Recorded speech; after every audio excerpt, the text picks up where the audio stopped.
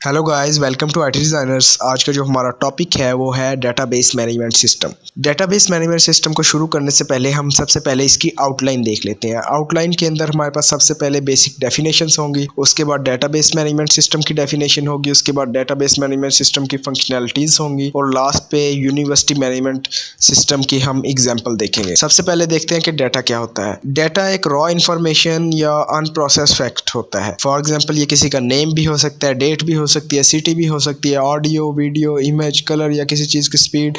For example channel का name IT designers है तो कोई भी चीज़ हो सकती है डाटा के अंदर। इसके बाद जो दूसरा कॉन्सेप्ट है वो है इंफॉर्मेशन। इंफॉर्मेशन में यानी वो डाटा प्रोसेस्ड होता है वो एक मीनिंगफुल फॉर्म में। अभी मैंने आपको बताया कि डाटा आईटी डिज़ाइनर्स एक नेम है, वो एक डाटा है। अब इंफॉर्मेशन क्या होगी, प्लीज़ सब्सक्राइब आईटी डिज़ाइनर, ये एक मीनिंगफुल सेंटेंस बन गया, ये इंफॉर्मेशन हो गई।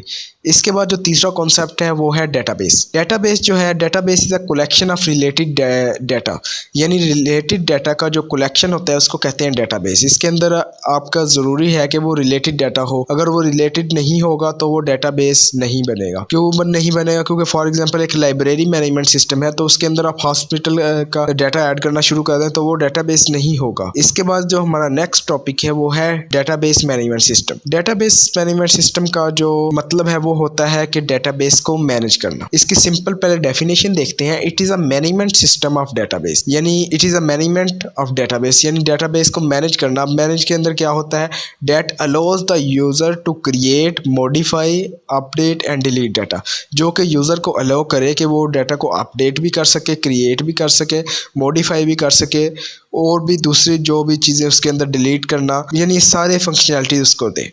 इसके बाद आता है हमारे पास functionalities of database management system. सबसे पहले डिफाइन, हमने डिफाइन करना होता है वो डाटा किस टाइप का। अगर आपने कोई भी प्रोग्रामिंग लैंग्वेज सीखी है, जावा हो गई, सी प्लस प्लस, पाइथन हो गई, तो उसमें आता है सबसे पहले आपने बताना होता है कि आप अगर फॉर एग्जांपल नेम ले रहे हैं किसी पर्सन का तो उसके लिए आपने रखना होगा जो है स्ट्रिंग। अगर आप कोई नंबर ले रहे हैं उसके लिए आपको इंट रखना पड़ेगा।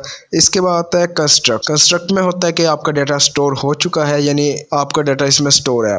इसके बाद आता है मैनिपुलेट। मैनिपुलेट में होता है अपडेट करना, इसके रिलेटेड क्वेरी यानी मीन उसको सर्च करना, ये होती है मैनिपुलेशन। इसके बाद आता है शेयरिंग।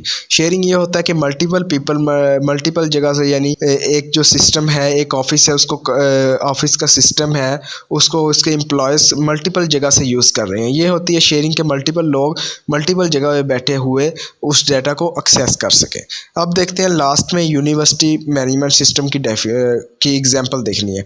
एग्जाम्पल में ये होगा कि सबसे पहले एक स्टूडेंट है, उसका सारा रिकॉर्ड होगा, उसके कोर्सेज होंगे, उसके सेक्शन होगा, उसके टीचर्स का नेम होगा, उसके सेमेस्टर होगा, यानी डाटा यानी रिलेटेड है। स्टूडेंट का नेम, उसका रोल नंबर, ये सब एक दूसरे से रिलेटेड है। मैंने आपको पहले ही बताया अगर वो रिलेटेड डाटा नहीं होगा वो डाटाबेस नहीं होगा। यानी इसके अंदर हर चीज़ का रिलेशन है। स्टूडेंट है, उसका रोल नंबर है, उसके डिपार्टमेंट है, उसका और भी जो भी बाकी चीज़ें, फादर ने और भी फीस वगैरह, सारा उसका डाटा वो डाटाबेस में स्टोर होगा।